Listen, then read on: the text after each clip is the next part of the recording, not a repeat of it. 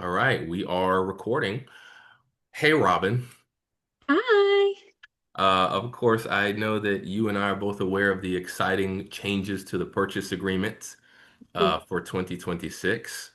Yep, So today we'll be going over some of those changes, and thank you so much for once again hosting the video for us and going over that for absolutely. everyone because these are the things we need to know. And this is in effect immediately. We are now currently using the updated purchase agreement. Of course, if you're using our templates, then you've already been using the updated purchase agreement in 2026 because we have the templates updated.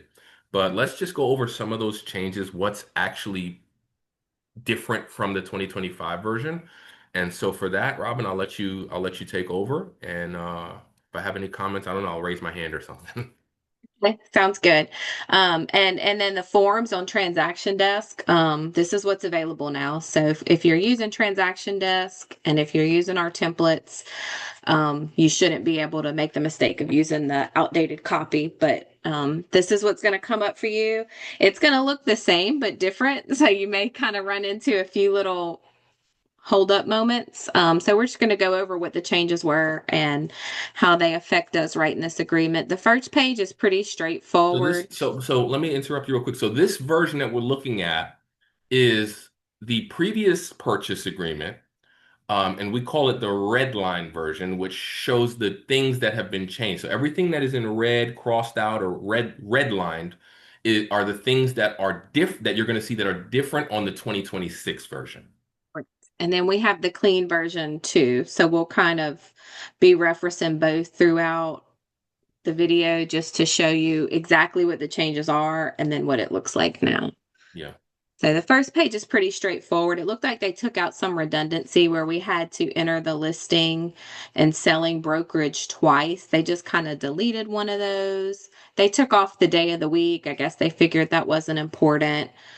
And they made some slight changes to the electronic notice authorization. It looks like they added the seller and buyer agent to the notification and um, deleted maybe some redundant language here, changed agree to consent, just certain things like that. So when you look at the new agreement and you're getting ready to type it up, it's going to look like this. Like I said, it should come up for you in Transaction Desk. It should still be fillable. No major changes for you as filling it out on this page. You still are going to fill out most of this stuff at the top is going to auto populate for you if you're using Transaction Desk and entering the MLS number and doing those little shortcuts. And you'll still check that it's sent electronically unless anybody's delivering it by hand still.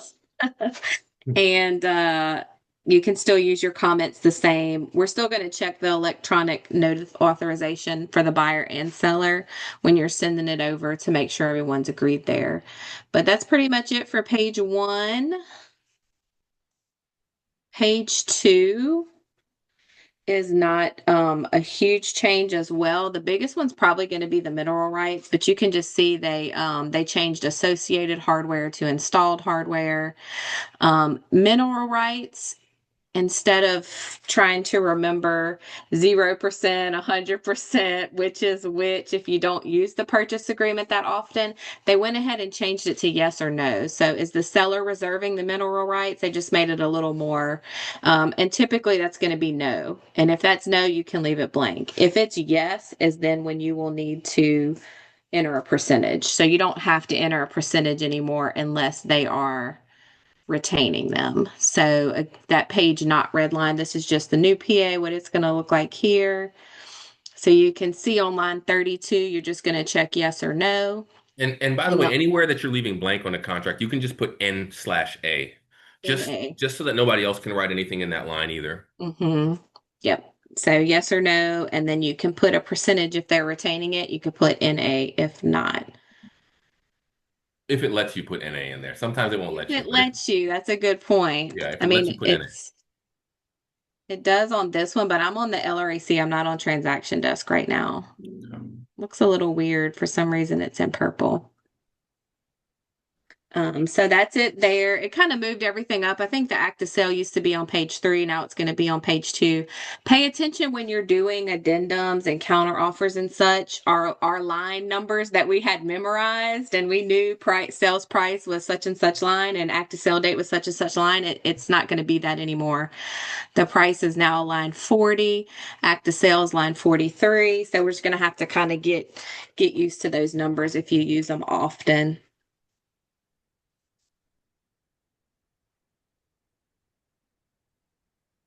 The next change, this is a sort of big change. I mean, not a huge change, but they moved additional terms way up in the contract. It used to be almost the last thing before the expiration of offer. I think it was line 359. Now it's line 57.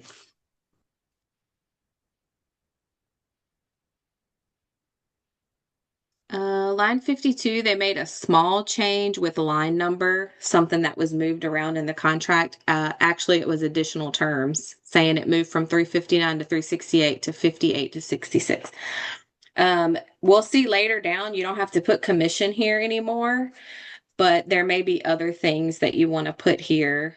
Some people choose to put their closing cost requests here. Some people put it under financing. I believe the one I wrote up this week, I ended up putting it here because the financing blank was very small and it wouldn't let me use our standard closing cost. It said it didn't fit, so I ended up just putting it under additional terms. Anything else you need to add, you can add here. Relocated is the big difference there. They made a little change to the financing part too. You'll have to, if you're doing an all cash sale, you have to include how many days the buyer has to provide proof of funds or a letter from the bank or something to prove that they have the money. It didn't used to require that, and now it does. Let And me just then under mention, financed, go ahead.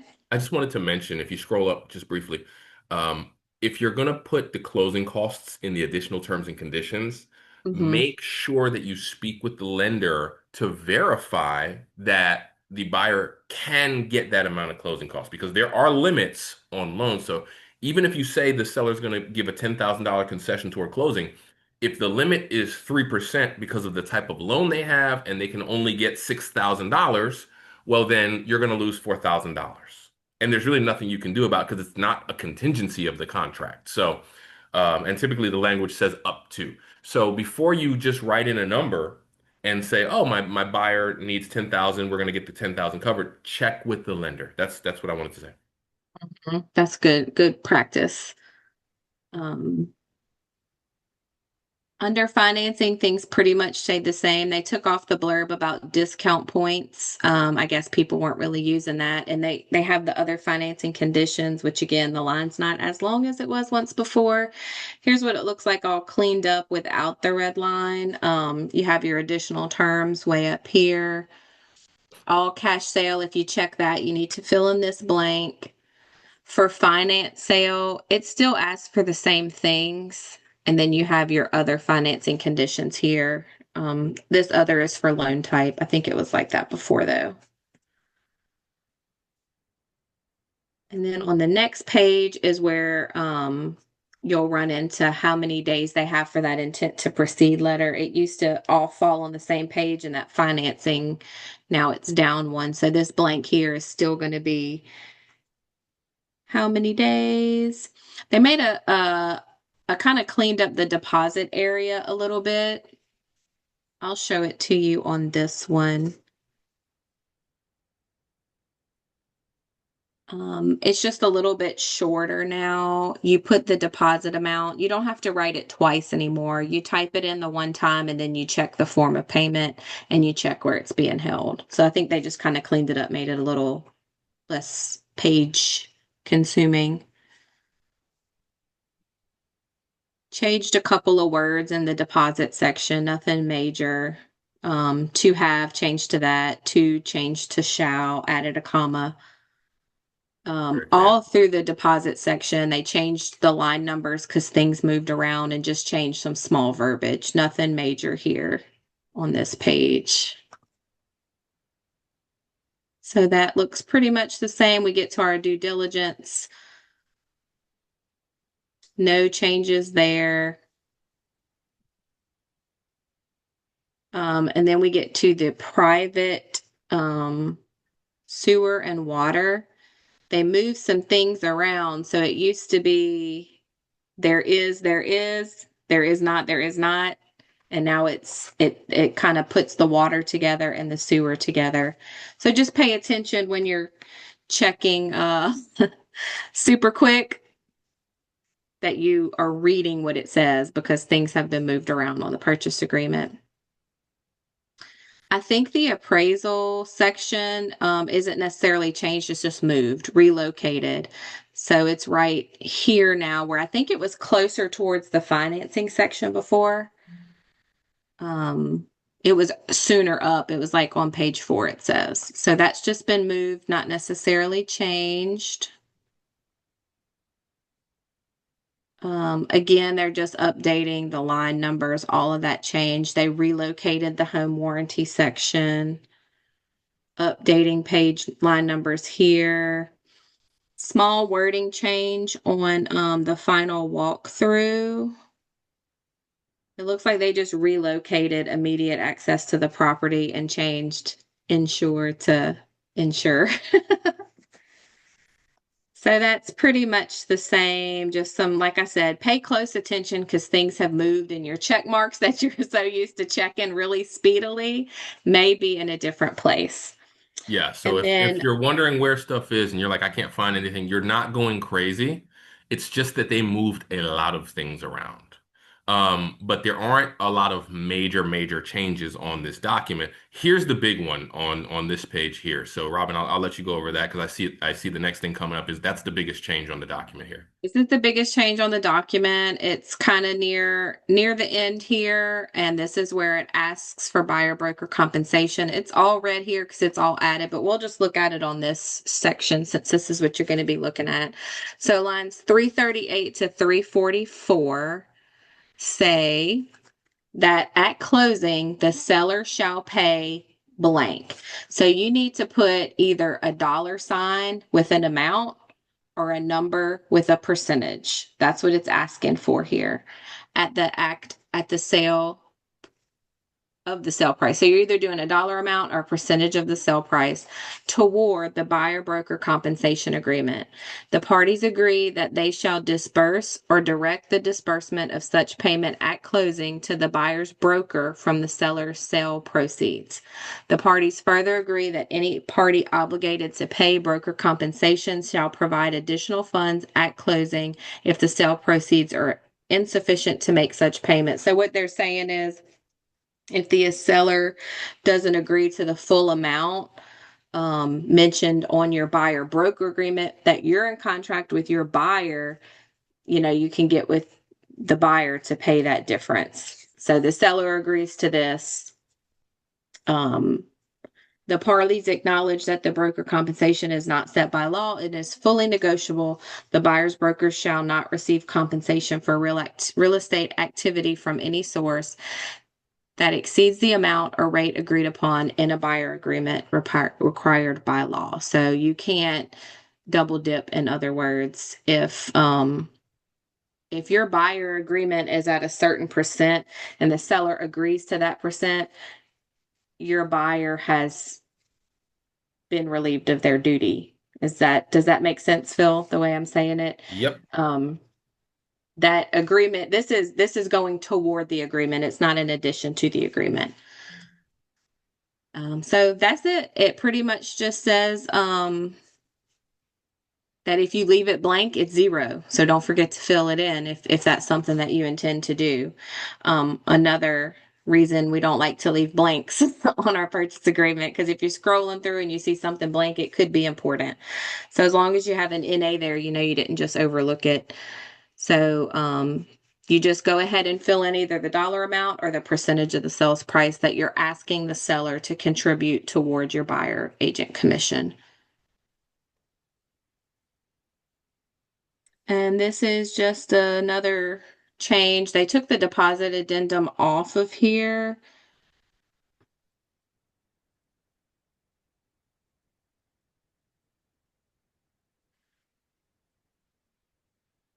Do we know, Phil, did you ever get clarification on if the deposit addendum is still needed at all? No, we don't need to do the deposit addendum. Okay, so they took it off. It doesn't ask for it up in the deposit section either. So I think that's just an addendum that's no longer needed. Occasionally, the title company requests one, and they may have their own form that they ask you to fill in if the title's holding the deposit. But this is no longer a needed addendum. It's crossed off here. They still have blanks, though, if you need to add some that are unique, maybe not as often used. You need one if you have a contingency, a condominium, private water or sewer, or a new construction. And there's a historical uh Mm-hmm. what's it called? Historical zone A or historic district, historic yeah. And district. it's Thank you. not on here because it's probably not quite as oftenly used, but there Yeah. may be some random ones that you would need. That would be an addendum that I would do if I was selling a property in an Hmm. historic district as well.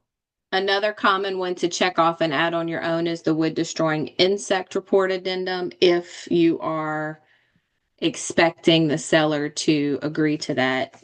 There's not really a place on the form on the purchase agreement. You would have to put it in additional terms and or add the addendum to request that. And the only loan I think that's required for is VA. I think that's the Uh, only one that it's required the wood for. destroying insect. Yeah, I Mm-hmm. believe so. Yeah. Yeah. And it doesn't say it's not required that the seller pay, but sometimes the buyer prefers that. This is all just relocated. It's pretty much the same. They changed a couple of websites, updated them, should I say, rather than changed, made sure they were correct. And deadlines relocated to right before the expiration. And that's pretty much it. Big change being things moved around, additional terms being moved way up, and adding that commission uh, paragraph onto the actual purchase agreement. Still about the same number of pages. They just kind of moved some things around, added and subtracted some redundant language.